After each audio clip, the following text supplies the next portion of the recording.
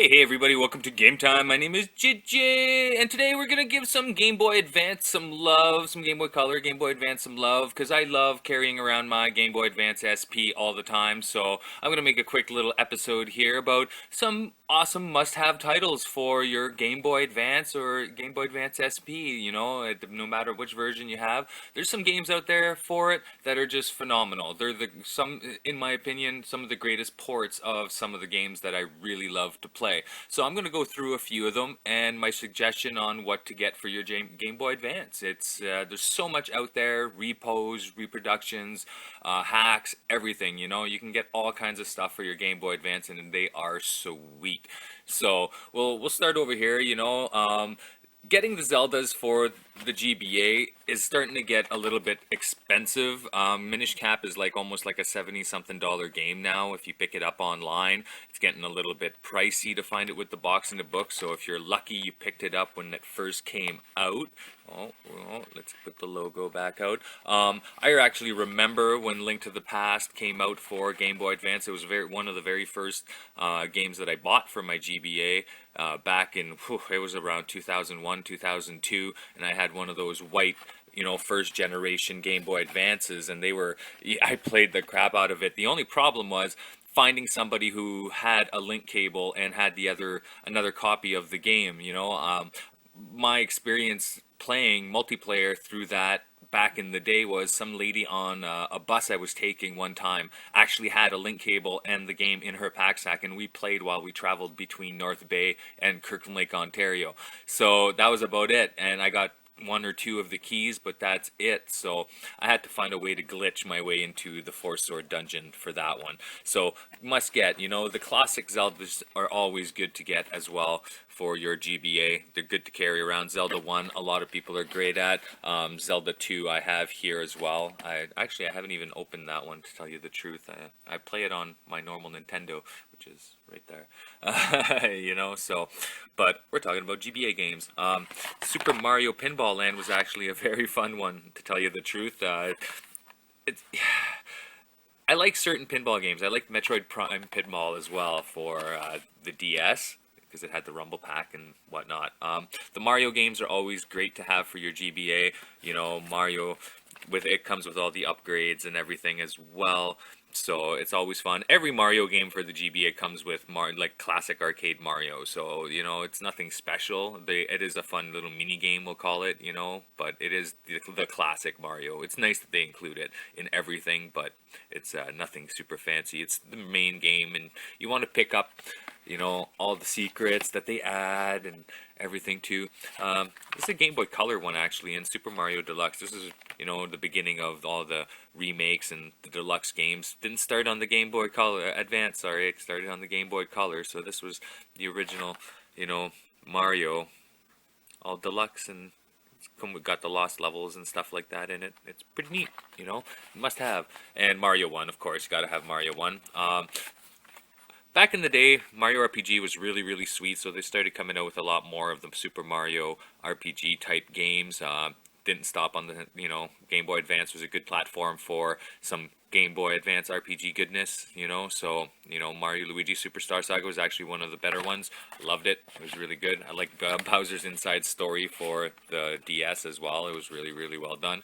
Now, the Final Fantasies for the Game Boy Advance are awesome. You should, if you see them, pick them up. It's, in my opinion, some of the greatest ports of these games that there is out there. I probably play this version, this copy of Final Fantasy VI the most. It has all the bonuses, all the bonus dungeons, all the secret stuff. The extras are plentiful, and it'll keep you busy for a while. I still, to this very day, since I bought this when this came out, have not beaten the final dungeon that this throws at you. Seriously, all my characters are level 99, and they know practically everything. If you're a true Final Fantasy VI fan, you know what I'm talking about when I say they pretty much have almost everything. I'm leveling up the very last of my characters for all their espers and ability points, everything, and this dungeon still kicks your ass. Yeah, it's that crazy. You need everything you can possibly get to get through this dungeon. It's one of those multi-party dungeons too. Craziness. But it's so good, you know. You've got your dash button; it plays quick. There's no load times like the PS1 version. It's phenomenal. Like I say, this is a must-have for your Game Boy Advance collection. You know, same thing with Dawn of Souls. If you're up for a quick little Final Fantasy adventure, pick up Final Fantasy One. It's awesome. Final Fantasy Two is a little longer, a little harder to grind in, but Final Fantasy One you can beat in no time, and it's a great adventure. It comes with all the bonus dungeons. It's awesome. It's awesome.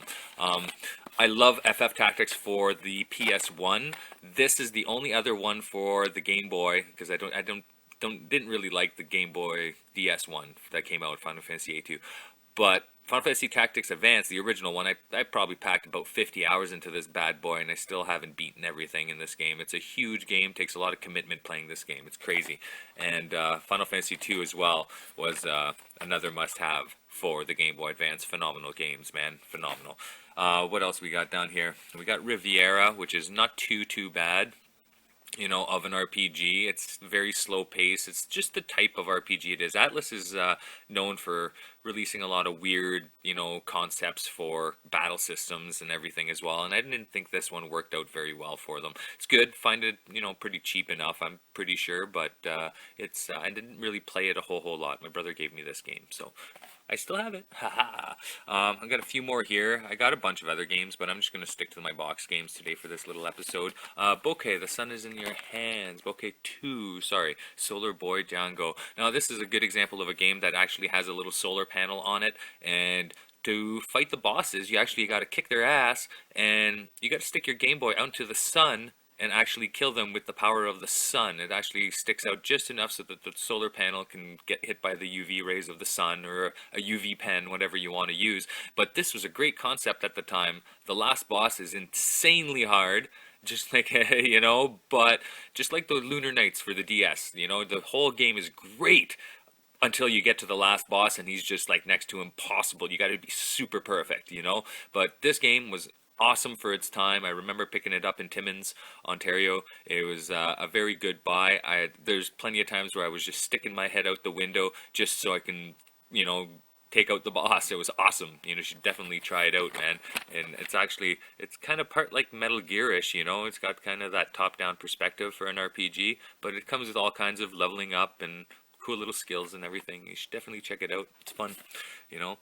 Tales of Fantasia was a Super Nintendo game that never came out here in America back in the day. It only came out for the Famicom back in Japan. So I got to read about this game, but I never got to play it. So when it came out for Game Boy Advance, I played it, and then I was disappointed because it wasn't as fast-paced and crazy as I thought it would be when I first really, you know, thought about it. And this is years after this game got released, right? So it's one of those Game Boy Advance games that's really nice. It's really well present, you know. The presentation is really nice, but I just never really got into it. So yeah, Tales of Fantasia, I'm sorry I didn't give you enough love. Maybe someday, we'll put you back. Metroid Fusion, always a must-have for your Game Boy Advance collection. This is one of my favorite Metroid games other than Super Metroid. I love Metroid Prime. I love all the older Metroid games. All the newer ones just don't seem to compare to the older ones. Zero Mission is great. I don't have it, unfortunately. I've got the box. I don't have the game. Mwah. Figure that out, eh? But Metroid Fusion was awesome when this game first came out. I had this, the strategy guide, I had everything, man. It has awesome secrets, it has an awesome storyline. Samus X creeped the shit out of me, but this was an awesome game. You should definitely pick this one up. Game Boy Advance for life, man. Super Nintendo for life, too, you know? Wow. And last but not least, we're going to talk about these giant 150 in one games for the GBA that came from way across the other end of the world. Now, these are always fun to have because if you don't want to bring a whole bunch of games with you somewhere, you can bring one game and it has a whole bunch of other games on it, you know. Sometimes these are cool. See, that one has like 180 games in one. This one has 130 in one, and they're all different ROMs for the one cartridge. It's really neat to have. And a shiny case, little custom cases and stuff, you know. And you know that these are not official cartridges, obviously, so they may work in some game cartridges or some Game Boys, and they might not work in others, you know. But I think they're neat because I got them and I can play all the different Mario games, all the different Mega Man games in one cart for the classic games and stuff. It's they're really neat to find, and you don't find them too much out here in Canada or in the States, as far as I know, unless you order them from way across the world. So my buddy Art is nice enough to bring these to me. I think I still owe him a couple bucks for them, to tell you the truth. but they are very, very nice. See, these ones have all the Pokemon games. These ones have like Sims 2, Naruto, Mario Kart, Final Fantasy 6. You know, and then they're all on one cartridge, so they're really, really neat to have. But big master list on the back of all the games that are on there. So massive, massive. You know, good to have on field trips and stuff. You won't get bored for sure. But yeah, Game Boy Advance is a good system to have. I suggest getting a nice Game Boy Advance SP for playing it in a nice, bright, backlit screen. You know, unless you have a modded version 1, which do exist. They just get pricey if you want to get that fancy. That's the thing, right? So, but for boxed games, that's what I'm gonna show you guys, because I have a big brain container here where it's a zombie head, and it's got Game Boy Advance games till the cows come home. So I could probably do a whole other episode on Game Boy Advance games, but these are my must-have titles. You know, you got to have these games for your GBA. Those are the ones you'll have the most enjoyment with, in my opinion. So peace out, happy gaming, and we'll catch you guys next time. Whatcha?